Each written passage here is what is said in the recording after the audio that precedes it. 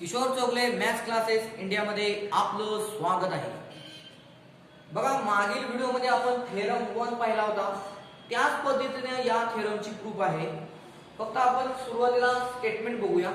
Integral theorem 2 integral a to b f of x dx equal to integral a to b f of a plus b minus x dx. आता actually या थेरमचा काय अर्थ आहे ते आधी बघूया. इथं काय आहे, integral a to b f of x dx equal to a to b इथं पण आहे, इथं पण आहे. इथं इंटिग्रल साइन आहे, इथे इंटिग्रल साइन आहे. ओके, इथं f of x आहे आणि इथे काय आहे, f of a plus b minus x. म्हणजे या x च्या ठिकाणी काय आहे, a plus b minus x. म्हणजे तुम्ही थोडक्यात काय x च्या ठिकाणी काय लिहू शकता या थेरम नुसार, a plus b काय लिहू शकता, a plus b minus हा x. बघा, a plus b minus x हा असं लिहू शकता. आणि याचा उपयोग करून काही प्रॉब्लेम्स आहेत 3 मार्क्स 4 मार्क्स बोर्ड एक्झाम मध्ये ते तुम्ही सॉल्व्ह करू शकता. तर याची प्रूफ कशी तयार होते ती बघूया. मागील पद्धतीने जशी प्रूफ तयार केली होती तशी तयार करूया. So we start the proof. बघा, लेट i इक्वल टू हा जो LHS आहे तो आपण अज्यूम करूया, integral a to b f of x dx. आणि आपल्याला सिद्ध हे करायचं आहे. त्याच्यामध्ये हा पार्ट बघा, हा कॉम्प्लिकेटेड पार्ट आहे आणि हा पार्ट आपण काय करणार आहोत, a plus b minus x चा आपण फायदा घेणार आहोत. म्हणजे a plus b minus x ला आपण काय मानणार आहोत, t. a plus b minus x as our substitution in this proof. Therefore put a plus b minus x equal to t. आता इथे a plus b minus x equal to t घेतलं. Okay, so therefore x equal to what happen, minus x become plus x. हे t जे आहे ते आपण left hand साइडला घेऊया. तर काय होईल, a plus b minus t. आता एकदा इंटिग्रेशन मध्ये सबस्टिट्यूशन घेतलं म्हणजे काय करावं लागणार, आपल्याला डेरिव्हेटिव्ह हा घ्यावा लागेल. So differentiate with respect to x. Therefore x चा derivative dx, a constant b constant, त्याचा डेरिव्हेटिव्ह 0 मायनस t चा डेरिव्हेटिव्ह काय होईल, t चा derivative dt. So dx equal to minus dt. आता या सबस्टिट्यूशनला आपण फर्स्ट मानणार आहोत. बघा, आता याच्यामध्ये या ज्या व्हॅल्यू आहेत, एकदा डेफिनाइट इंटिग्रेशन मध्ये एकदा आपण सबस्टिट्यूशन घेतलं की ही जे लिमिट्स असतात ते आपल्याला चेंज करावे लागतात. कारण या ज्या व्हॅल्यूज आहेत या x च्या आहेत.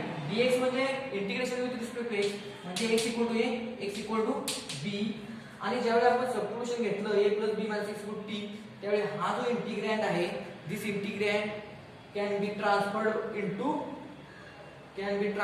Into t. मीन्स हे जे f of x आहे हे कशात कन्वर्ट होईल, f of t मध्ये होईल. मग आपल्याला काय करावं लागेल, या x equal to a, x equal to b या इक्वेशन नंबर 1 मध्ये ठेवूया. आणि ठेवलं की आपल्याला काय मिळेल, t च्या दोन व्हॅल्यूज मिळतील. त्या t च्या दोन व्हॅल्यूज ह्या आपले काय असेल, लोअर लिमिट आणि अप्पर लिमिट असेल. So we put when x equal to a in 1, x equal to a.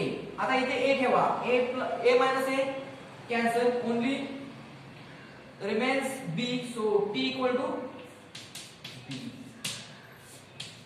when x equal to b in 1, t equal to, बघा इथे आता x equal to b, b minus b 0, so remains only a equal to t, म्हणजेच t equal to a, t equal to a. and therefore our given integral I become integral t equal to b to a f of x म्हणजे काय आपलं, x equal to a plus b minus t, a plus b minus t. and this dx काय आहे बघा, dx equal to minus dt, इथे minus dt. Okay, आता बघा इथे हे मायनस साइन जे आहे ते इंटिग्रल साइनच्या बाहेर घेऊया. मग काय होईल, equal to minus integral a to b f of a plus b minus t dt होईल. ओके, आता प्रूफ मध्ये बघा इथे मायनस साइन आहे का, नाही. तर आपल्याला हे मायनस साइन काय करावं लागेल, व्हॅनिश करावं लागेल. पण आपण त्यासाठी एक रूल यूज करणार आहोत. बघा, rule using integral minus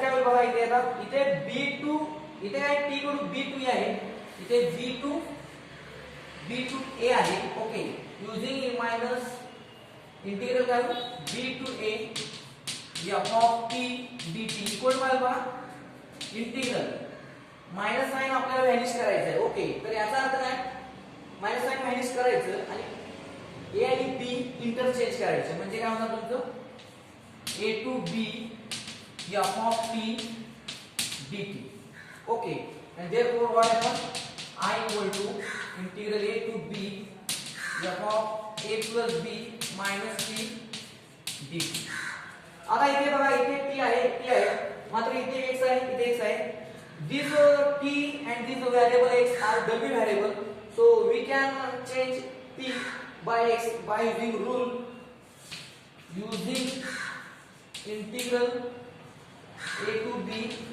f of t dt equal to integral a to b f of x dx तर याचा या रूलचा अर्थ काय तर आपण t च्या ठिकाणी या t च्या ठिकाणी आपण x लिहू शकतो therefore I equal to integral a to b f of a plus b minus x dx okay and this I is nothing but integral a to b f of x dx and therefore integral a to b f of x dx equal to integral a to b f of a plus b minus x dx.